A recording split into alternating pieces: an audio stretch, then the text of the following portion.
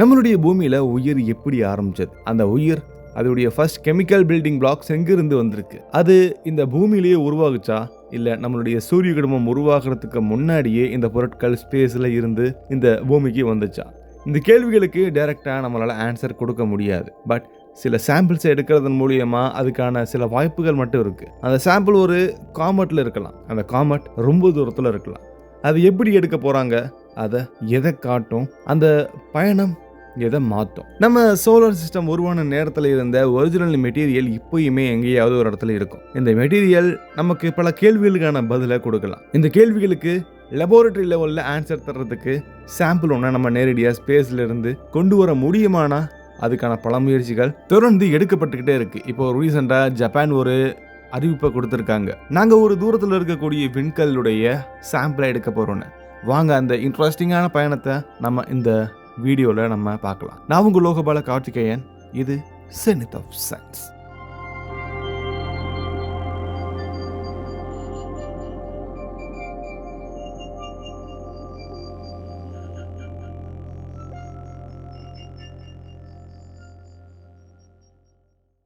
ஜப்பானுடைய space ஏஜென்சியான JAXA இப்போ ஒரு புது முயற்சியை ஏற்படுத்தியிருக்கு. இது ஒரு அட்வான்ஸ்டு சாம்பிள் ரிட்டர்ன் மிஷன் கான்செப்டை உருவாக்கி அது அடுத்த தலைமுறை எந்த மாதிரியான சாம்பிள்ஸை எடுக்கலாம் அப்படின்றதுக்கான ஒரு உதாரணத்தை கொண்டு வருது. இந்த மிஷனுடைய பிரைமரி ஆப்ஜெக்டிவ் ஒரு காமெட் அதோடைய சப்சர்ஃபேஸ் ரீஜியனில், அதாவது அது விண்கல்லுடைய முக்கியமான பகுதியிலிருந்து சாம்பிளாக எடுத்து அந்த மெட்டீரியலை பூமிக்கு கொண்டு வர்றது. இந்த மிஷன் 2030 லான்ச் ஆகும் அப்படின்னு நம்ம பிளான் பண்ணியிருக்கோம். அதை தொடர்ந்து spacecraft electric propulsion and gravity assist டெக்னிக்ஸை யூஸ் பண்ணி பல ஆண்டுகள் பயணம் செஞ்சு அதோடைய டார்கெட் காமெட்டை அடையும். இப்போது இருக்கிற இந்த கான்செப்ட் படி இந்த மிஷன் டோட்டலாக கிட்டத்தட்ட 14 வருஷம் நீளக்கூடிய ஒரு மிகப்பெரிய ப்ராஜெக்டாக இருக்குது. இதில் outbound cruise, proximity operations, sampling phase and earth return trajectory அப்படின்னு பல வகைகள் அடங்கும். இந்த மிஷனுடைய சயின்டிஃபிக் ஃபவுண்டேஷன் காமெட்டுடைய சயின்ஸ் தான். தென் இதுக்கு முன்னாடி சூரிய குடும்பத்தில் இருக்கிற எல்லா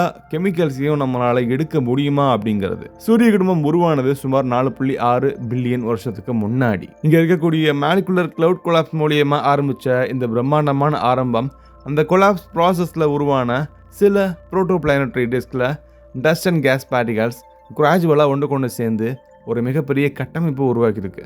ஆனால் இந்த ஆரம்பத்தில் நடந்த ஒரு ப்ராசஸ், அக்ரிகேஷன் ப்ராசஸில் மீட்டர் ஸ்கேல் ஆப்ஜெக்ட் எப்படி உருவாகுச்சு அப்படின்றதுக்கான புரியாத புதிர் இன்னமும் இருக்குது. அது ஒரு பிரச்சனையாகவே இருக்குது. மீட்டர் சைஸ் பேரியர் அப்படின்றது காமெட் எந்த ஆரம்ப நிலையில் உருவான ஐசியன் டஸ்ட் பொருட்களில் கூட்டுத்தொகையாக இருக்கலாம். அப்படி இருக்கிறதன் மூலயமா அதோடைய இன்டர்னல் ஸ்ட்ரக்சரை நம்ம ஆய்வு செய்கிறதன் மூலயமா அந்த ஆரம்பத்தில் நடந்த பல க்ரோத் மெக்கானிசம்ஸை நம்ம டைரெக்டாக பார்க்கறதுக்கான வாய்ப்புகள் கிடைக்கலாம். ஆஸ்ட்ராய்ட் சாம்பிள் ரிட்டர்ன்ஸ் மிஷன், குறிப்பாக ஹைபுசா அண்ட் ஹைபுசா 2 மிஷன் பிரிமிட்டிவ் பாடிஸ்ல இருந்து சாம்பிள்ஸை எடுத்துட்டு வந்திருக்கு. ரேகோ ஆஸ்ட்ராய்டு அப்படின்ற ஒரு ஆஸ்ட்ராய்ட்ல இருந்து கொண்டு வரப்பட்ட சாம்பிள்ஸ்ல ஹைட்ரேட்டட் மினரல்ஸ், கார்பன் அதிகமாக இருக்கக்கூடிய காம்பனன்ட்ஸ், அமினோ ஆசிட்ஸ் மாதிரியான பல ஆர்கானிக் மாலிகுல்ஸ் இருக்கிறத நம்ம கண்டுபிடிச்சிருக்கோம்.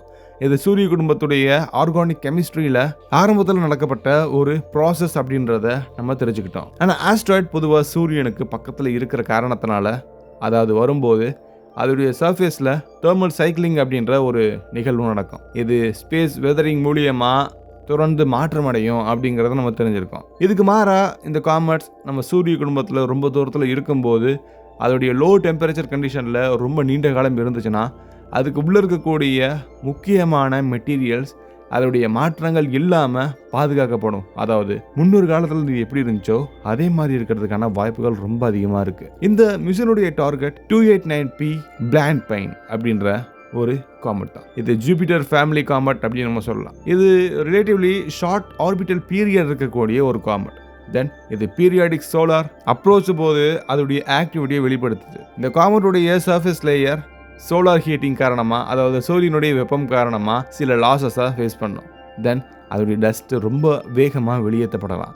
இதன் மூலியமாக நமக்கு கிடைக்கக்கூடிய ரிசல்ட் அதோடைய துல்லியத்தன்மை ரொம்ப கம்மியாக இருக்கலாம்.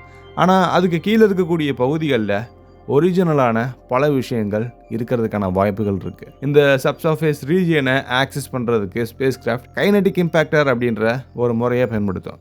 இந்த இம்பேக்டர் காமெட்டுடைய சர்ஃபேஸில் இருக்கக்கூடிய ஒரு கண்ட்ரோலர், அதாவது நம்மளால் உருவாக்கக்கூடிய ஒரு தாக்கத்தை அவங்க உருவாக்கும். அதனால் சில சாம்பிள்ஸ் நம்மளால் எடுக்கிறதுக்கான வாய்ப்புகள் இருக்குது. இந்த டெக்னிக் ஹைபோசரா 2 மிஷனில் ரொம்ப சக்ஸஸ்ஃபுல்லாக பயன்படுத்தப்பட்டிருக்கு. அங்கே சின்ன ஒரு இம்பேக்டர் மூலியமாக ஆர்டிஃபிஷியலாக நம்ம ஒரு பள்ளத்தை உருவாக்கி அந்த பள்ளத்திலிருந்து சாம்பிள்ஸை எடுத்திருக்கோம். சாம்பிள் ஆக்விசிஷன் ப்ராசஸ் ரொம்ப அதிகமாக இருக்கிறனால அதில் ரொம்ப துல்லியமான அண்ட் நம்ம கண்ட்ரோல் பண்ணப்பட்ட பல விஷயங்கள் நமக்கு தேவைப்படும். காமெட்டுடைய மெட்டீரியல் ரொம்ப கடினமாக இருக்கிறதுக்கான வாய்ப்புகள் இருக்குது. அதே மாதிரி அது கொஞ்சம் ரொம்ப காம்ப்ளெக்ஸாகவும் இருக்கும். இதில் water ice, carbon dioxide, ரொம்ப காம்ப்ளெக்ஸான ஆர்கானிக்ஸ் மாதிரியான பல பொருட்கள் இருக்கலாம். இங்கே வேக்யூம் அண்ட் டெம்பரேச்சர் சேஞ்சஸ் காரணமாக சப்ளிமேஷன் அப்படின்ற ஒரு நிகழ்வு நடக்கும். இதை நம்ம பதங்கமாதல்னு சொல்லுவோம். இதனால ஸ்பேஸ் கிராஃப்டில் கிரையோஜெனிக் அப்படின்ற ஒரு ஃபெசிலிட்டி இருக்கும். இதை நம்ம ரொம்ப அழகாக சொல்லணும்னா கிரையோஜெனிக் ப்ரிசர்வேஷன் சிஸ்டம். இது சாம்பிள் கலெக்ஷன் ஆனதுமே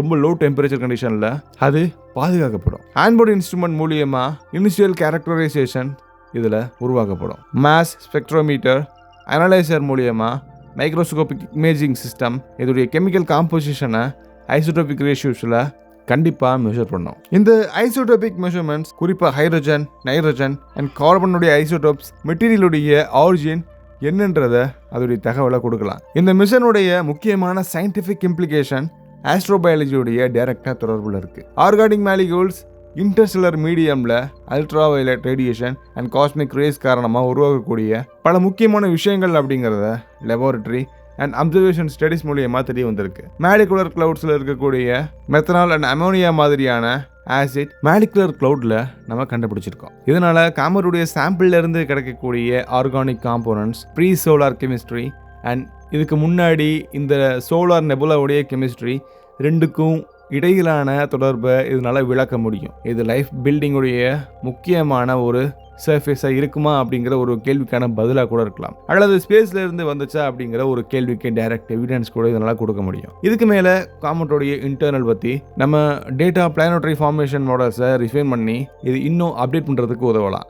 கரண்ட் மாடல்ஸ் படி dust, accretion, turbulence, streaming instability மாதிரியான மெக்கானிசம் மூலியமாக ரொம்ப லார்ஜ் காம்ப்ளெக்ஸான கட்டமைப்புகளாக மாறுது. காமெட்டுடைய interior density distribution, porosity and structural பற்றின பல டேட்டாஸ் இந்த மாடலில் நமக்கு ரொம்ப முக்கியமானதாக இருக்கும்.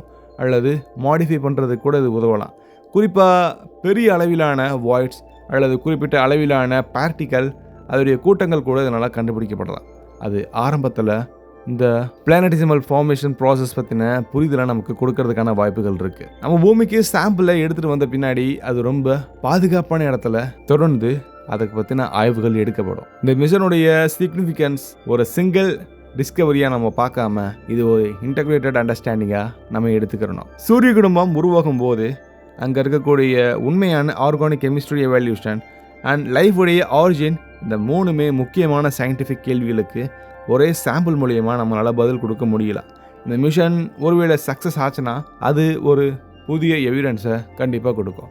அந்த எவிடன்ஸ் மூலியமாக நம்மளுடைய சூரிய குடும்பம் ஒரு ஐசோலேட்டட் ஃபெனமினா அல்ல அப்படின்றது நமக்கு தெரிய வரும். இது இன்டர்ஸ்டெல்லர் ப்ராசஸோட டைரக்டாக தொடர்பு இருக்குது. தென் ஒரு தொடர்ச்சியான எவல்யூஷனுடைய ஒரு பகுதி அப்படிங்கிறத நம்மளால் உறுதிப்படுத்த முடியும். மேலும் உயிரினத்துடைய அடிப்படையான கெமிக்கலுடைய வழி எங்கே வந்திருக்கும் அப்படிங்கிறதுக்கான ஒரு உறுதியான ஆதாரம் கூட கிடைக்கலாம். ஸோ பொறுத்திருந்து பார்க்கலாம். 2030க்கு மேலே லான்ச் ஆகக்கூடிய இந்த பிரம்மாண்டமான ஒரு புதிய டிஸ்கவரிக்கான இனிஷியல் கண்டிப்பாக நமக்கு உயிர் எங்கேருந்து வந்திருக்குன்றது நமக்கு சொல்லிக் கொடுக்கறதுக்கான வாய்ப்புகள் இருக்குது. மேலும் முன்னொரு காலத்தில் நம்ம சூரிய குடும்பம் எப்படி இருந்திருக்குன்றத நம்மளால் ஓரளவுக்கு ஈஸியாக புரிஞ்சுக்கிறதுக்கான வாய்ப்புகளும் இருக்குது. ஸோ தொடர்ந்து பயணம் பண்ணுங்கள். இன்னும் பல விஷயங்களை நம்ம எக்ஸ்ப்ளோர் பண்ணலாம். பாய்.